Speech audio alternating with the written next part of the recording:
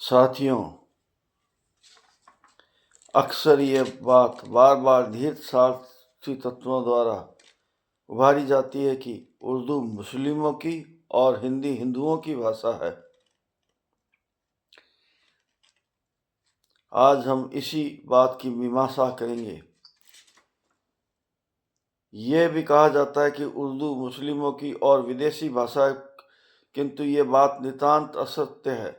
हिंदी और उर्दू की उत्पत्ति कैसे हुई, इस बात की चर्चा करेंगे।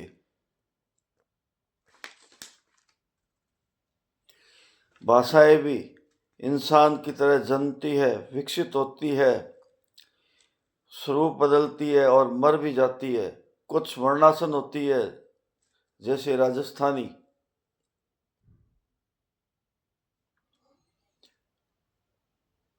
इतिहास में कई भाषाएं मर गई या लुप्त हो गई, जैसे सिंधु सभ्यता और मिस्र की सभ्यता की पिरामिड युगीन भाषा। इसी तरह कई भाषाएं वर्णासन जीती रहती है और समय पाकर फिर पल्लवित होती है, जैसे संस्कृत और हिब्रू भाषा। हिंदी और उर्दू दोनों भारतीय भाषाएं हैं।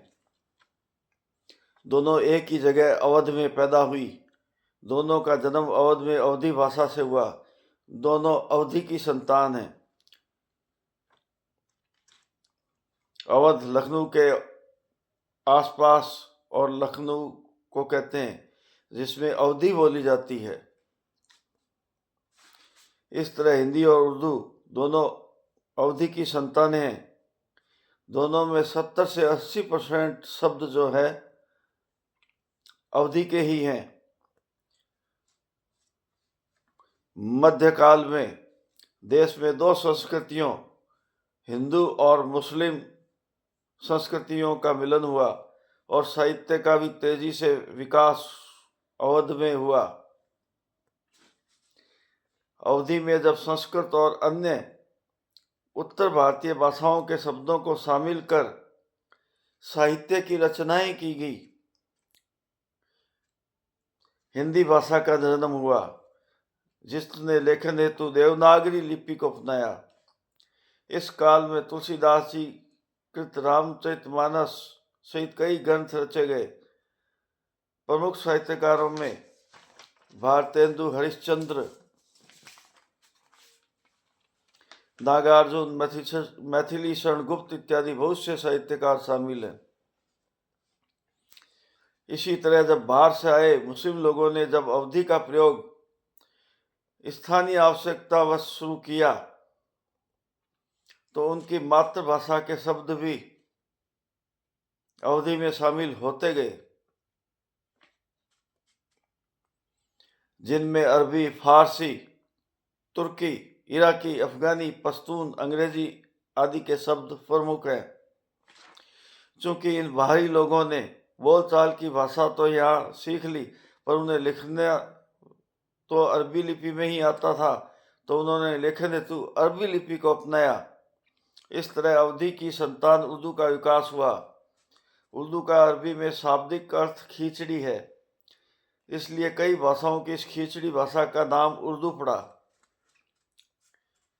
इनके प्रमुख प्रारंभिक साहित्यकारों में अमीर खुसरो, बैराम खान के पुत्र अब्दुल रहीम खान खाना, जिसे हम रहीम जी के नाम से जानते हैं, रसखान सहित गालिब, मीर, जौक, फिराक गोरखपुरी, सीन काफ निजाम आदि इसके प्रमुख लेखक हैं, जिन्होंने इसको सींचा और पल्लवित किया।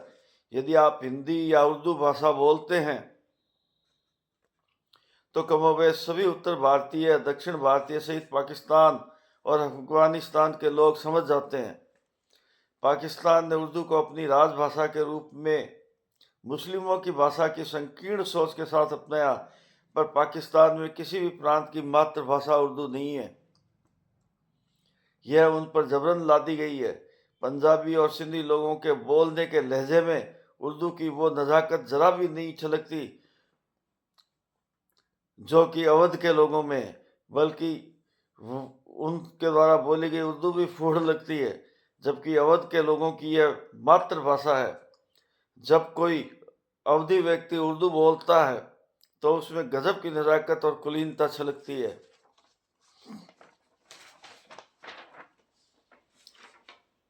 वास्तव में जब अवधी में भारतीय बोलियों के शब्दों का अधिक प्रयोग होता है तब वह हिंदी हो जाती है, और जब वह अवधी में अरबी, फारसी, तुर्की, इराकी, अफगानी, पश्तून शब्दों का प्रयोग होकर अरबी लिपि अपनाई जाती है तब उर्दू बन जाती है। पूरे भारत में अरबी, फारसी आदि के अदालती शब्द ज़्यादा प्रचलित हो गए क्योंकि शेर शाह सूरी ने भारत में सर्वप्रथम लिखित संविधान बनाया।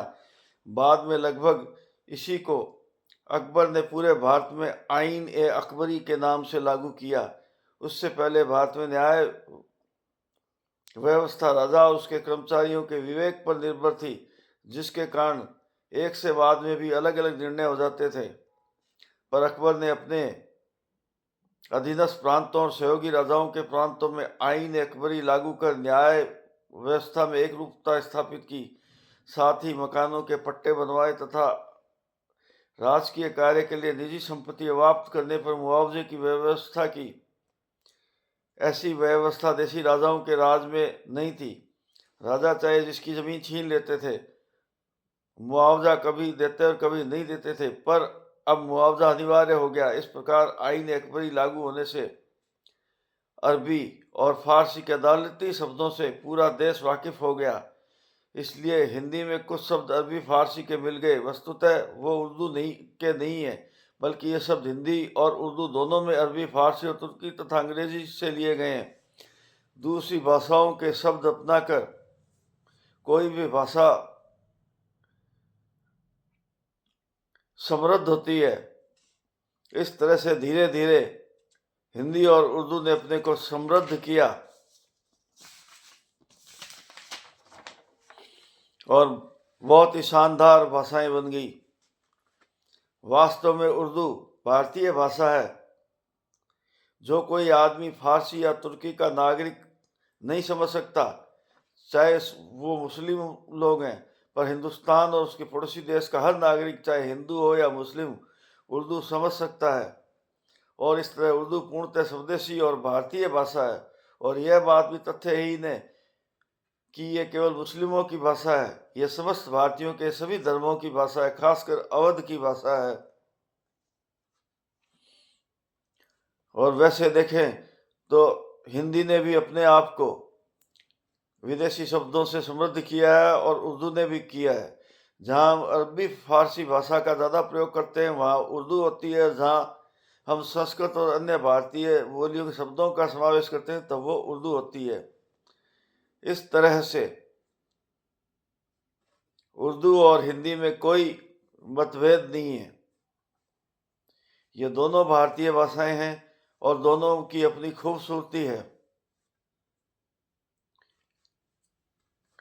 और तभी गालिब ने कहा था, कोई तुमसे पूछे रेख्ता रस के फारसी क्यों हो, उसे गुफ्ते गालिब सुना देना कि यूं हो। रेख्ता उर्दू का ही दूसरा नाम है। बहुत बहुत धन्यवाद साथियों।